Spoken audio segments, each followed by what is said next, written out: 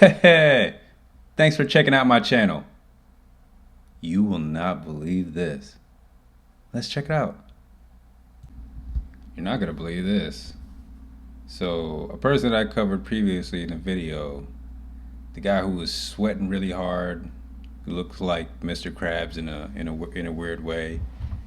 He had his shirt was drenched in his armpits, and he was acting all nervous. He was fidgety, and he was just trying to duck and dodge and trying to like just make it seem like he's just some regular old guy, and not just definitely not like uh, with the shenanigans that Jeffrey Epstein was doing.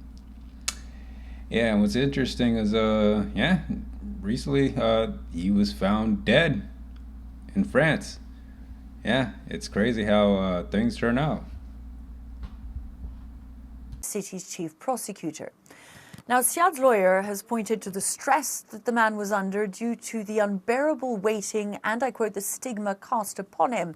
Siad's lawyer's statement also calling for respect for his loved ones as they mourn, adding that he died and was innocent. Siad himself was also facing accusations of abuse. A model accused him of rape when she was working in France in 1990. Siad had also denied that accusation. His death certainly marks the latest macabre twist in the Epstein saga and a reminder of the ripple effects of the revelations from the Epstein files and of the fact that they are far from over. Melissa Bell, CNN, Paris.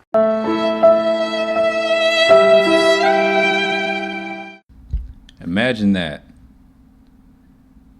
The stress from being that closely linked to a worldwide pedophile, otherwise known as Jeffrey Epstein.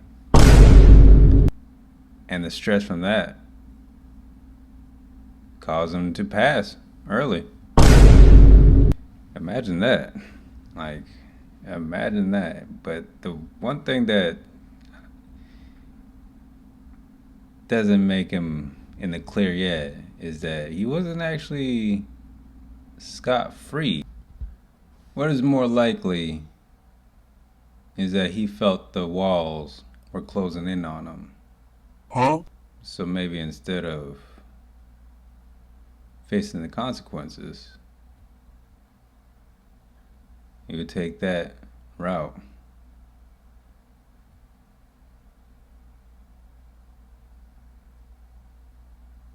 Because it seems suspicious that out of all of a sudden, co-conspirators just die out of nowhere. It was with Jeffrey Epstein first in 2019. Then it was with Jean-Luc Brunel in 2022 in France. He was really close with them. And now is Daniel Siad, also from France in 2026. That makes you wonder, how safe is Ghislaine right now? She definitely knows a lot. She definitely knows a lot. She was Jeffrey Epstein's partner. It would have been impossible for Jeffrey Epstein to do the things that he did without Ghislaine Maxwell, somebody like her. The files show Epstein paid tens of thousands of dollars to Siad. In reviewing their correspondence, we found messages like, "Cute French girl in Marrakesh," Siad wrote. "She said that she will be happy to meet you." In another, he says a woman is very polite and has potential as a model or assistant. Siad then sends a photo. "Too old," Epstein replied. So Epstein wasn't a model agent. Why was he paying you? No, he was, because they opened an agency, MC Square. He was not the model agent leading that model agency. He was a financier for, but was acting as a casting director for Victoria's Secret. You believe Epstein was a casting director? That's how he had been introduced and how he introduced myself. Yeah, that's a interesting point. The modeling agency MC squared, was started by Jean-Luc Brunel with funding from Jeffrey Epstein. That was a fact. So Daniel Siad must have thought that, hey, if he's funding this guy with money, he must be legit. Well, there's some things wrong with that, first off, because eventually all three of those guys would have been charged, would have allegations at minimum and charges at some point in their lives that were serious. With Jeffrey Epstein, the sex trafficking charges, and he passed away in 2019. And then with Jean-Luc Brunel, the guy who actually started MC Squared, got funding from Jeffrey Epstein, he died in 2022 in France. Like, he was found hanging. Yeah, it was crazy.